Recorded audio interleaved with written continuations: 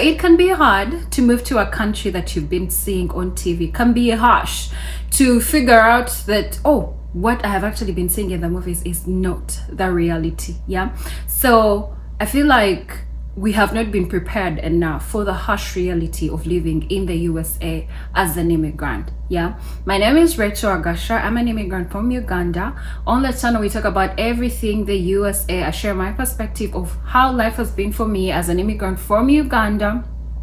I moved to the USA in August 2022, so I've been here for approximately 2 years now.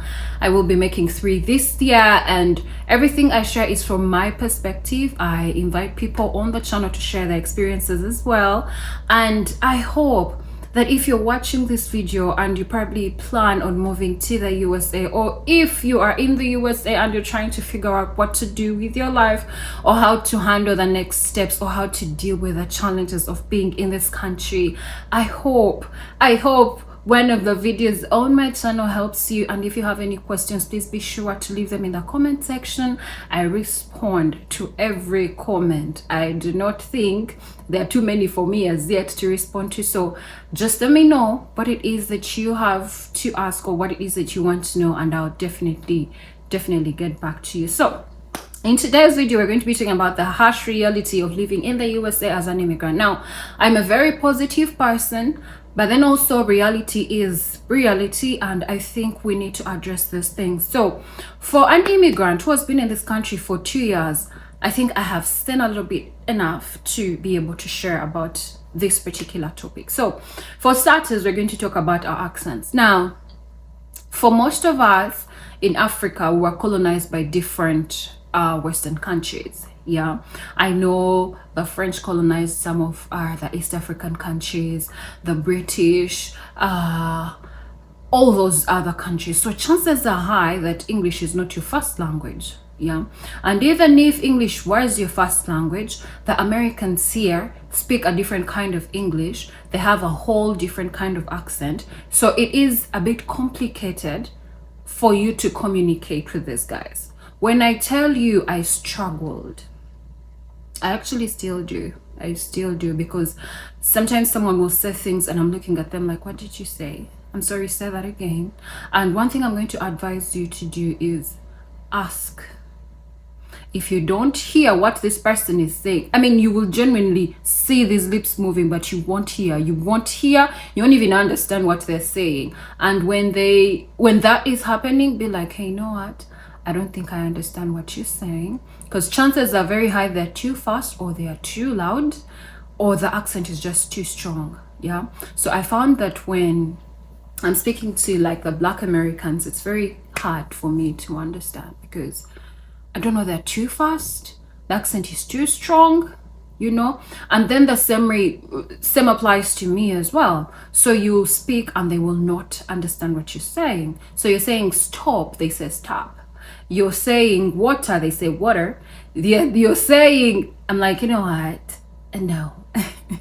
So yes, our accents are going to be issues, or your accent is going to be an issue. But I pray that you extend the grace to yourself and understand that it's not your problem, and it's not the problem either. Ask them to say it over and over again. They gladly will. Yeah, if you're trying to like spell a name or your name, because again, our names are very foreign, so you could refer to things like things that make sense of, hey, my name is Agasha, A for apple, G for girl, I for whatever, and then, you know, make life easy for them and for yourself as well. Yeah, so that may seem like a no big deal, because again, your English is your first language, but I promise you it will be hard. Even today, I still struggle. Yeah.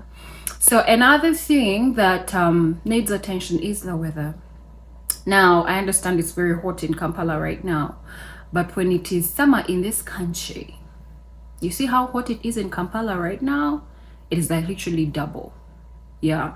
So temperatures get so high that they'll tell you, you know what, it's advisable for you to stay indoors today because it's too hot outside, you know. I mean, well, there are states where it's always hot. Of course, you will need to get clothes that favor the weather. So One thing about this country is the seasons change, and you will need to change with the seasons as well. Yeah, you will have breakouts, skin breakouts. I have not had better skin. I've not had good skin ever since I came to this country. I am always fighting for my life with my skin, to the point where I have at this point given up. I have just decided to live life, hydrate, do all these natural remedies, because I'm not doing another skincare routine. Yeah, it's exhausting. I don't know if it is the weather. I don't know if it is me. I don't know. But I know that every time the weather changes, I have breakouts, I have issues, then there's all these allergies and everything. So in the winter, you will have to pull out your winter clothes because it gets really cold. Yeah, as Africans, we are not tolerant to some things. It will either be too cold for you, or too hot for you, or less hot. I don't know. But the weather is another thing that you're definitely going to have to think about and figure out how to deal with. My favorite season is the fall, because the leaves are falling. It's beautiful outside. And spring is not bad either. It's warmer. It rains a lot, but it's beautiful. The flowers are sprouting. It's beautiful outside. So another thing that you're going to learn to be patient with is the fact that everything takes a bit of time. So if you've gotten here and you of course you get here, you have the energy, the zeal of, you know what, I'm going to work. When all of us get here, we want to work, we want to make money, we want to make our lives better, we want to change our lives. I hear you, but it's going to take some bit of time, because for your, let's say, green card to come, it's going to take a minute. For your social security number to come, it's also going to take a minute. But as soon as you get here, I can't emphasize it enough. Extend the grace to yourself. Yeah, because one thing about this country is there are systems, and the systems work. And if the system says you will receive this document in 2 months or 2 days or 2 years, to the T, literally, of nothing is going to come too early, nothing is going to come too late. It's going to be right on time. It might take some time, but it will be on time. So when you get here, get to understand your surrounding, get to know how people do things, get to move around, understand a few things before you worry about your documentation, because it might take some time. Yeah, and when it does, then you can start to grind. Because one thing about this country, again, if you don't have a social security number, it's going to be hard. You literally can't do a thing, because that's like your entire identity. And when you get your social security number, please guard it jealously. Yeah, because identity theft is a thing. Someone will take on your social security number, and they will become you, and they will mess you up, because what are you going to do about it? Yeah, so be patient, be kind to yourself, be patient. So the grocery stores now, unlike back home where you have the luxury of like literally running to a store next to you, of, oh, you're out of salt, I'll run and just get salt, just there, don't throw away so and so's grocery shop and everything. We don't have that luxury here. So you are most likely to be doing your shopping like once in a while, or if you decide to do shopping, lately I decided to, I don't want to do I don't want to do frozen food. So I have been into the habit of, if I want chicken, I'll go get my chicken, cook, and that's it. Lucky for me, the grocery stores are really close.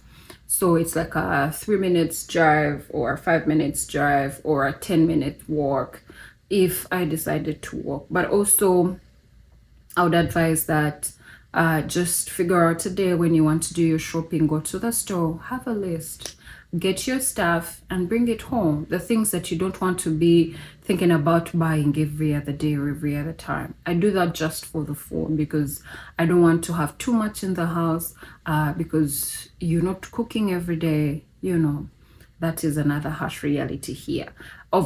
In as much as you would want to really be cooking every day, you might not have the luxury to do that. I mean, I work from home and I don't even cook every day. of like I would really want to, but I just can't.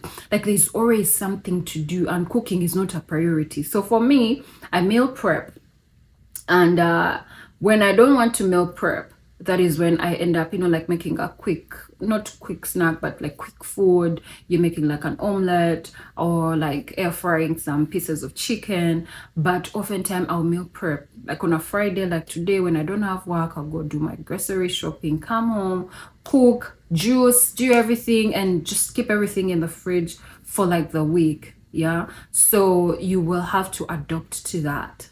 Yeah. Another harsh reality is you don't want to be sick in the USA. If there's anything that is very expensive, annoyingly expensive, is a medical bill. It does not matter how small, it does not matter how big, it will always be huge. For some reason, I think the health sector is the most profitable business in this country. I'll not lie, because what on God's green earth is that? And if you are lucky enough to have insurance, and maybe you're probably supposed to like copay a particular amount, try to take care of yourself. Please take care of yourself, because you don't want to be sick. Stay away from trouble, because why are you falling off the stairs? Why are you in a fight? So for literally everything, there will be, it's exhausting. So every time I go back home, I make sure I'm carrying those little medicines, small painkillers, small flu medicine, to just keep you healthy. But also it is that way because chances are very high you're not going to get sick in this country, unless you have like chronic illnesses that need managing and all. But all that can be arranged and you would be fine.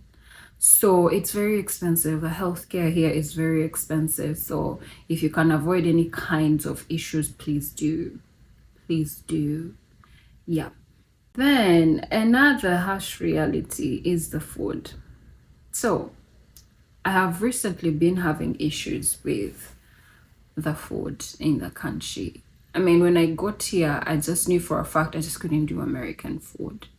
So of course I had to be on the search for what am I going to eat. Of course you'll find the rice, the beans and everything, depending on which store you're looking at. Yeah, I was able to find African stores where you can get African food, which was quite a relief. But then, so I was in Uganda recently and I was eating practically everything. But there's a thing about, I don't know if it is me. Again, I don't know if it is me. When I'm in Uganda, I can take my milk and everything is okay. But for some reason, I am lactose intolerant in this country. So I've had to give up milk. Last time I was here and I had a chocolate, white chocolate, and I had issues, So I'm like, okay, is it me? Is it the USA? But clearly, because I was in Uganda, that's okay. I have issues with vegetables. When I eat the vegetables, I even saw a nutritionist and I was like, is everything okay? And she couldn't explain it to me. So I do not know if it is the vegetables here or it is, I don't know. So I find myself in I have a very small window of what it is that I can eat and what I can't eat. It's tricky, So food is definitely going to be a thing for you. Then the fast food is either too greasy or too salty or too sweet. It's just confusing. I mean, I don't know, but find something that works for you and stick to it. There's always a store for everything, I promise you. Depending on where you are, use your Google. Google is your friend. The Google here works. Google will take you to wherever it is that you want to go to. Yeah. And you'll be able to get whatever it is that you're looking for. Then for my believers, my spiritual people, you need a church. One thing about this country is if you are not a strong believer, or if you could care less, chances are very high you're going to stop going to church. Because the things, I was listening to something some time back, and this person made a statement and said, the things that we pray for back home, the governments here literally provide. of we're back home praying for school fees, we're back home praying for food, for cars, for things here are really cheap. Yeah. In as much as it depends on what it is that you want exactly. Yeah, I mean, school is free. So chances are high, if you don't have a very strong relationship with God, you're most likely going to slack in your religious life, which is again up to you, you know, land of the free.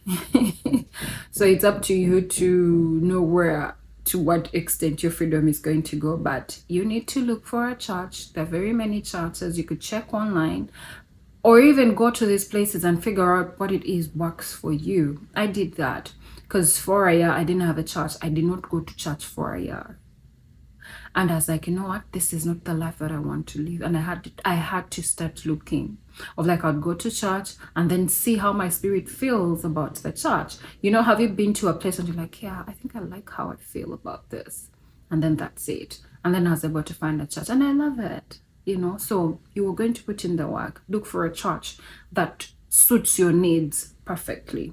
So another thing that is going to overwhelm you is the taxes. You're supposed to file your taxes at the end of the year, and chances are high you're going to be shocked by how much you owe the government. You owe the IRS, you know, you work. So there are different systems. At the end of the year, you might get a 1099 or get a W-2. Now, when you get a W-2, it means your employer has been taking some money off of your salary and retaining it for the taxes. The 1099, your employer or whoever it is that you are working for gave you all your money, so your taxes are entirely on you. So for whatever amount it is that you received, you're going to have to pay the government, pay the state income, pay the social security. It's a lot. So it's going to be overwhelming. So when you're looking for work, find a job where you're going to be given a W-2.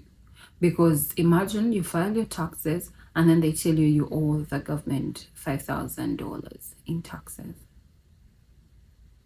The IRS will come for you. They don't forget. They do not forget. So in as much as when you get here, you're trying to make ends meet, you do not know these things, do some bit of research. I didn't know these things. My whole mind and everything and being was for, oh, you know what, I really need a job. I don't care. Give me my money. I'll figure it out.